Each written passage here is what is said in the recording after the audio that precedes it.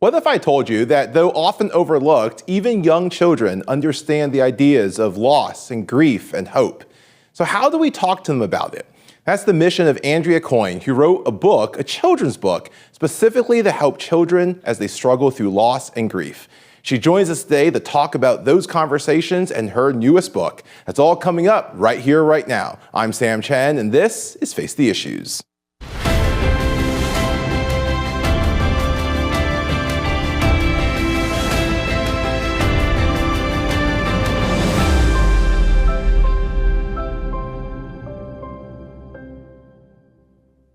Good evening and welcome to Face the Issues. I'm Sam Chen.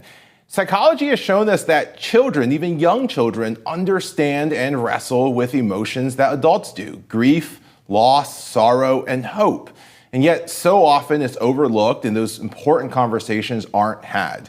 Andrea Coyne has set out to change that. She is the author of the new children's book, Hope is a Blanket. She's the founder and president of Coyne Communications, and she joins us here tonight. Andrea, welcome to Face the Issues. Hi, Sam. Thank you. Thank you so much for being here. Sure. You are a communicator by trade. Yes.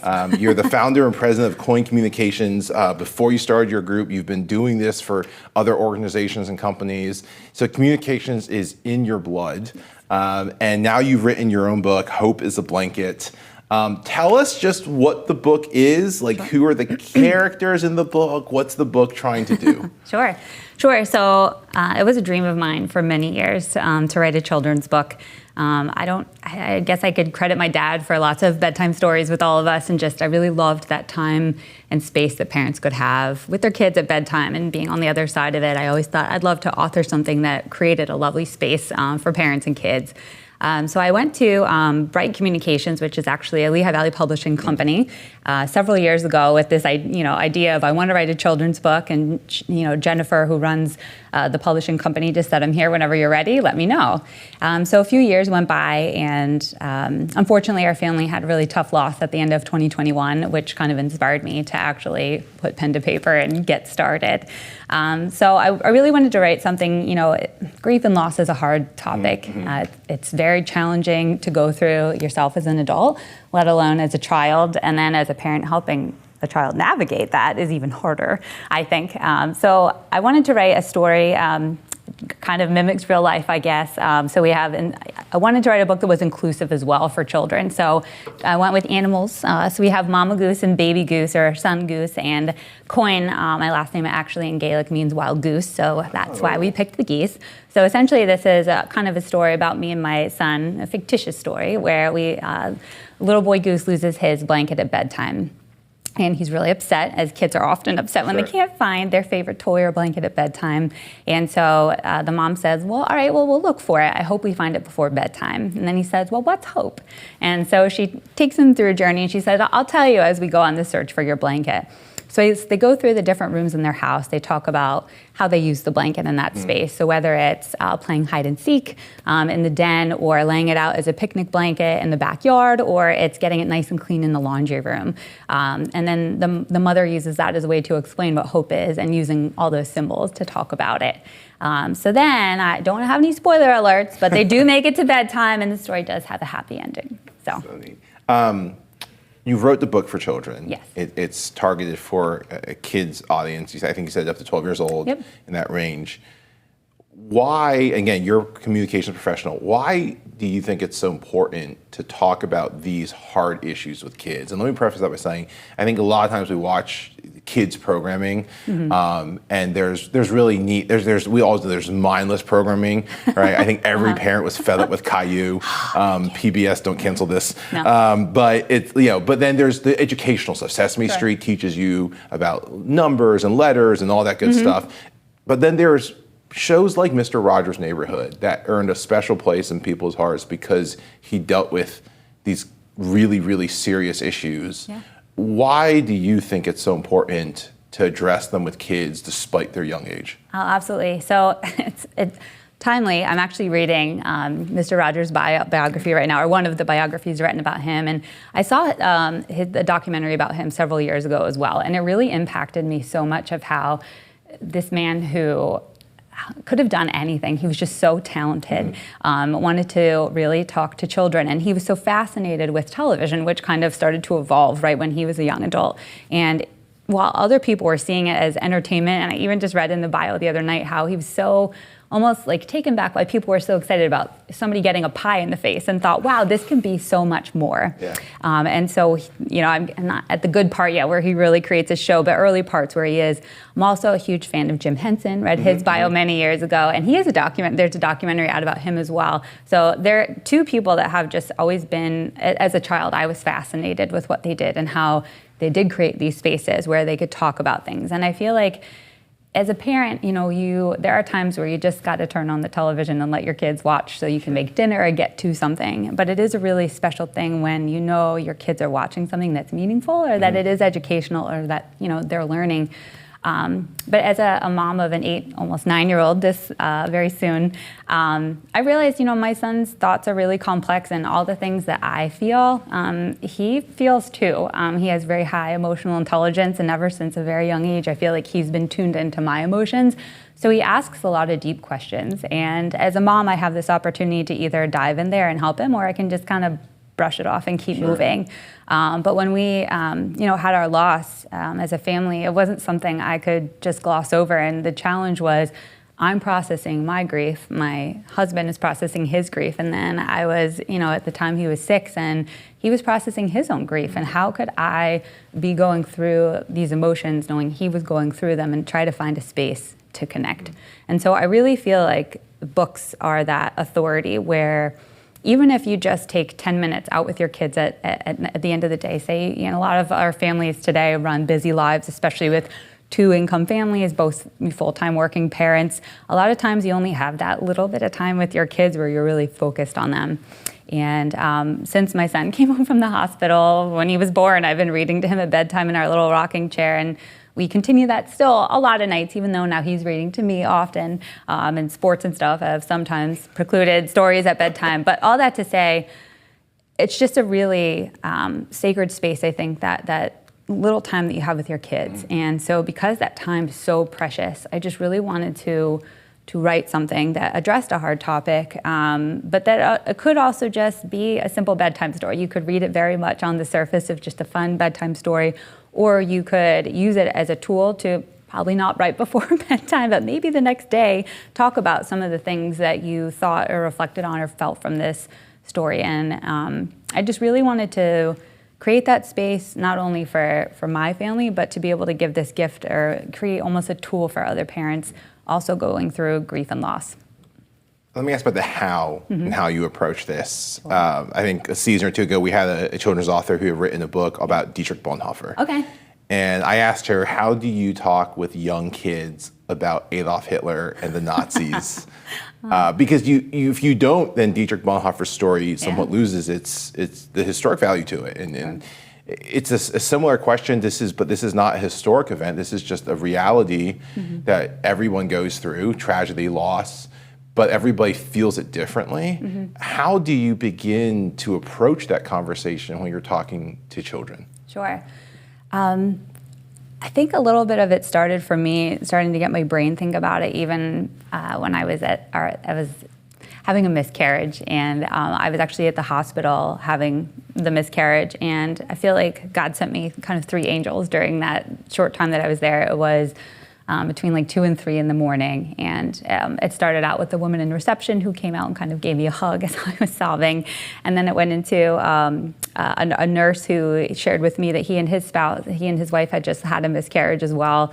And then I asked my resident doctor that was there, how do I explain this to my son? How do I go home and do this? And she said, I have older kids, but some of the advice that I could give would just be that you don't have to map it all out for kids. You don't. But you can just tell them a couple of simple things and facts and let them ask questions or kind of start to process on their own. And so I know that this book can't solve all of the grief and loss issues that people have, but I think that it can. The approach was that let me at least broach the subject of loss, and through the fuzzy, yellow soft blanket that a little goose has lost. It's just kind of a really nice, lovely symbol to approach a topic and kind of lay a foundation to talk about something that's really hard. And then let a child who's reading this book with their parent go from there and see where it takes them. I think it's easy sometimes to, especially with children, to bury the conversation and distract them with something that's happy or fun or. Sure. I imagine that has long-term consequences. Yes. And that they understand something's wrong, they understand something's going on. What advice do you give parents who are struggling? Maybe they're struggling with having the conversation or with how to have it, but maybe they're struggling with if they should have it. What advice do you give parents who are in that place, similar place that you've been in? Sure. It's so interesting because even since I wrote this book, I just feel like the more people I talk to, the more and more people are going through, especially infant loss. A college classmate of mine just went through one 2 weeks ago. Just found out a friend who lives in the Midwest, one of her very good friends just went through this. And I feel like it's a very prevalent topic and it happens a lot. I'm really sorry. I lost my train of thought. But yeah, can you ask the question again? I'm so sorry. What advice do you give parents who are in that place and it might be easier for them to just kick this can down the road or distract the kids with something that's exciting or like what advice do you give them about that conversation? Sure. I think every kid and every parent is different. And so I think so much of the goal as a parent is just to know your kid and to try to have an age-appropriate conversation. I don't think the topic of death is light or easy. And I was grateful that as a young child, I didn't have to face that too much. I was grateful that I was able to have two of my grandparents, and I still have a grandmother who just turned 90, and my great-grandparents till they were in their 80s. And so I think it's just appropriate to just be present, be there for your child, and try to bring something to their level that's age-appropriate, and let them kind of come to you and dialogue with you and ask those questions, and just be open to whatever your child may have on their heart. Great advice. We're going to go to the break, so we'll come back. Okay. I want to talk about your journey that inspired this book. Sure. Don't go away. We'll be right back. Face the Issues is produced and recorded in the studios of Lighthouse TV. Positively different.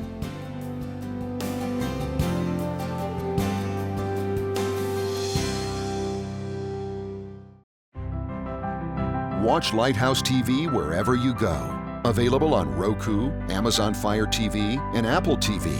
You can view our in-house studio productions on demand or watch what's on the station right now with our 24/7 live stream. Search Lighthouse TV online on your streaming device or go to our website for more information.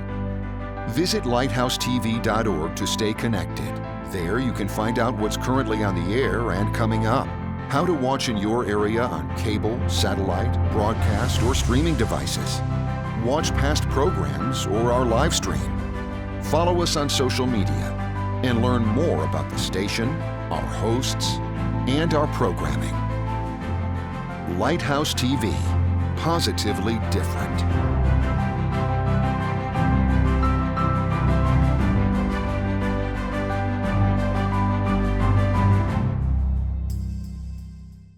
Welcome back to Face the Issues. Andrea, thank you again for joining us. Sure. I didn't say at the start, so congratulations on the new book.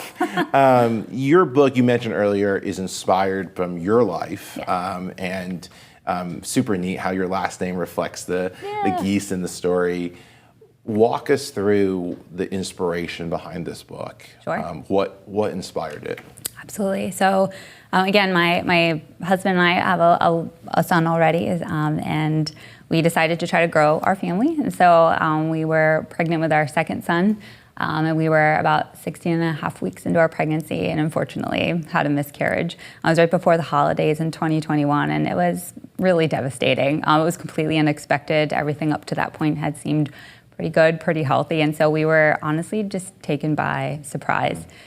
So it was really a big challenge for us. And so going into a new year, a tradition that one of my best friends and I have is that we try to each pick a word of the year to kind of inspire us and to kind of pursue during the year to give life and, I don't know, some context. A lot of people do resolutions, which I think are great. I often fail at resolutions, so I find... think we all fail at resolutions. So I find a word of the year a little bit easier, and I'm a word person. So after everything that we went through, the word hope just seemed to be what came to me. And there were a lot of weeks spent doing morning walks with my dog where I would just, we live right by the fish hatchery in Allentown, and I would just go sit on a bench and cry. And I just said, Lord, you are the author of my life, and I just wish that you would show me your cliff notes or something, tell me what's gonna happen next. And I really felt that he was calling me to do something with my grief and do something with the word hope. And so he started bringing again to mind that dream I had talked about years ago, which was writing a children's book. And so our pastor, we go to Horizon Church, Pastor Bud, we did a really special Lent service. And we hadn't attended one before. And I know a lot of Protestant churches, not everybody kind of acknowledges Lent, but we went that night and he just talked about how we are all ashes and dust. And it was kind of a very solemn thing, but I'm like, okay, well then what do I do with the ashes that I've been left with?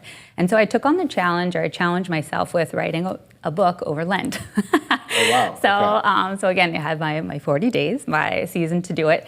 And so I reconnected with my publisher from years before and said, I think I'm ready to write this book. Here's a couple ideas I'm toying around with. And so, as I, on my morning walks, often would think, I knew I wanted to do something with an animal. So then it was like, is it a bear? Is it this? I don't know. And then, Coyne means wild goose. That seemed to all kind of flow together. So, I was getting a little stuck writer's block, which is not fun for a writer. And just I'd penciled down a couple ideas, had some I knew I wanted the book to rhyme too. Again, that was something I always loved at bedtime, was when a book was sing-songy. I feel like it just lulls children to sleep as well. And so I knew I wanted it to rhyme. So I'd written a couple lines for a poem.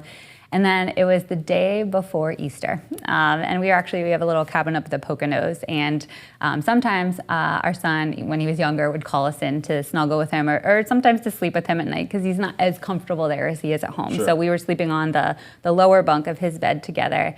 And I woke up before he did. He was still sleeping. And we were all wrapped up tightly in this blanket. And I just felt really cozy and safe there. And it came to me that hope is a blanket. And so I started writing a little bit more that day and a little bit more. And then the next day was Easter Sunday, and I finished writing the first draft of the book on Easter Sunday. So goal accomplished, mission accomplished of writing a book over Lent. So it took a little bit more polishing to get it where it needed to be. And fortunately, I shared my dream of wanting to write a book with a former coworker in a previous job, Courtney. And so I reached out to her shortly after I wrote the book and say, hey, do you want to do this with me? And she was so gracious, and I was just really thrilled with how she helped bring the words to life in her illustrations. You talked about the grief and those mornings by the fish hatchery and crying on the bench. We hear so much about people who they go through grief and it turns into this bitterness and this anger, often if they're religious, this anger against God of, I don't get why you would let this happen. Your grief turned to something of ecstatic beauty and something that speaks to others. Two very different paths that kind of originate from the same point. Sure. What put you on the path that you ended up taking? Yeah, it's a fantastic question. Interestingly, I drove myself to the hospital when I was having my miscarriage. It was 2 a.m. and our son was home sleeping, and we don't have family right close by that could get there, and I just knew I had to get to the hospital, and we didn't want to wake him up. So as I was driving there, the only thing I could pray, and I don't know, the words just flowed right out, is God, you are good.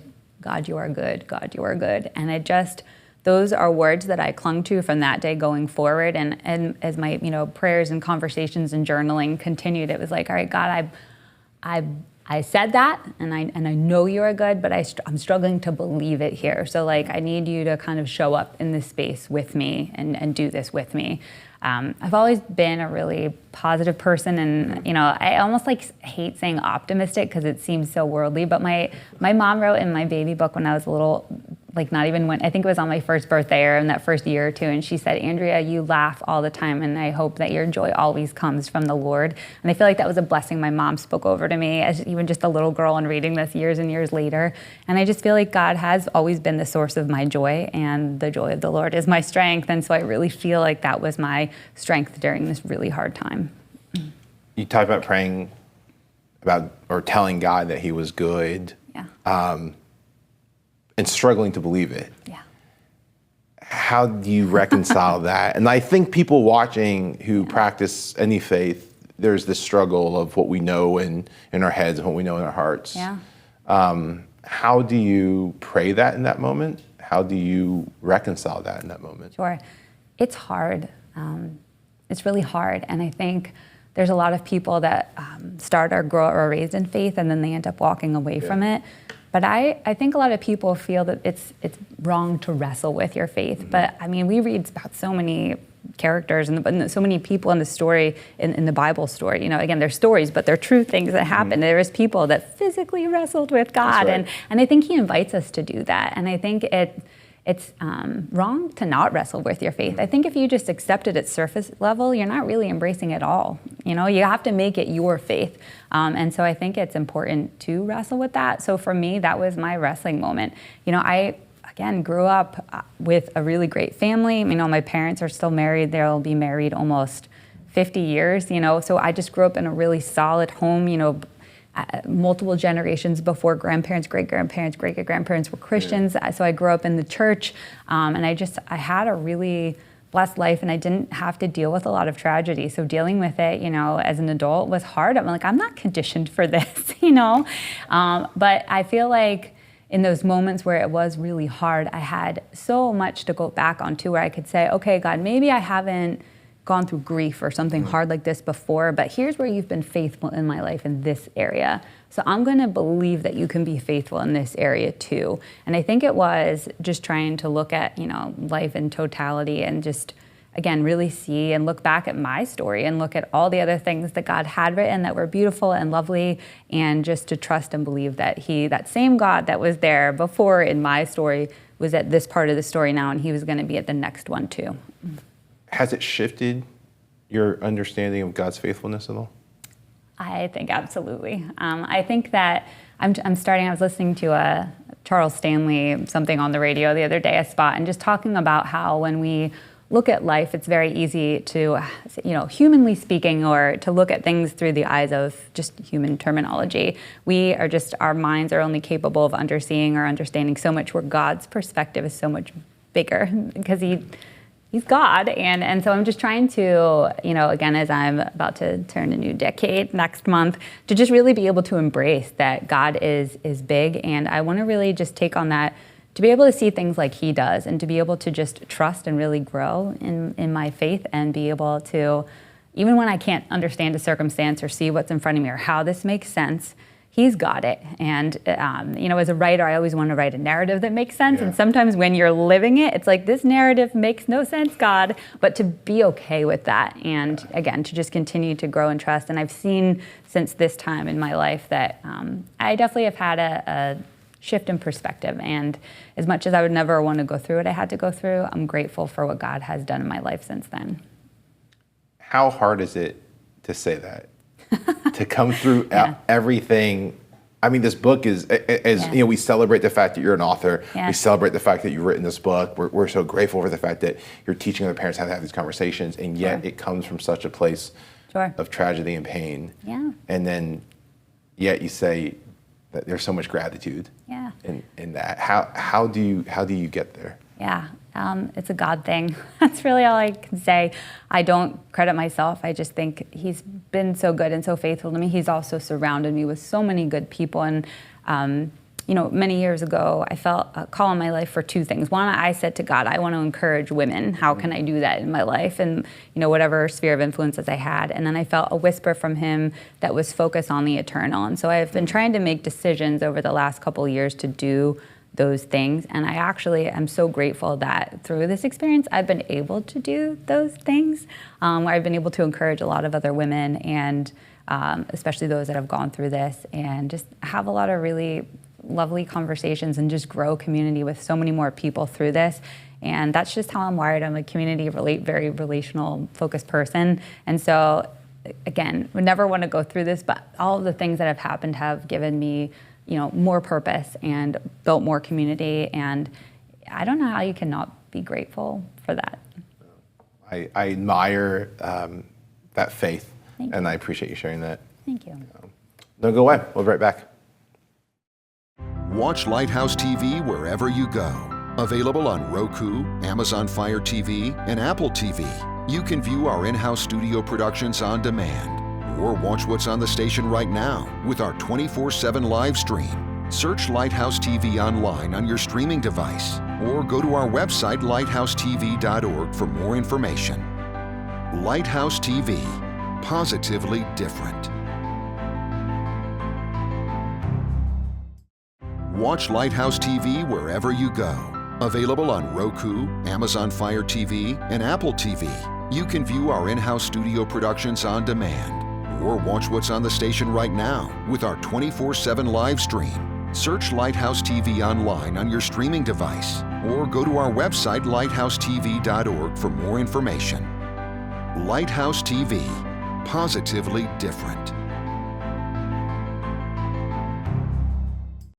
Welcome back to Face the Issues. Andrea, thank you again for joining us today. Thank you for having me. It's our pleasure, and thank you for sharing your story. And again, like I said earlier, just taking something that is so personal and so painful and transforming it into something that is so joyous and it's so beneficial to other people.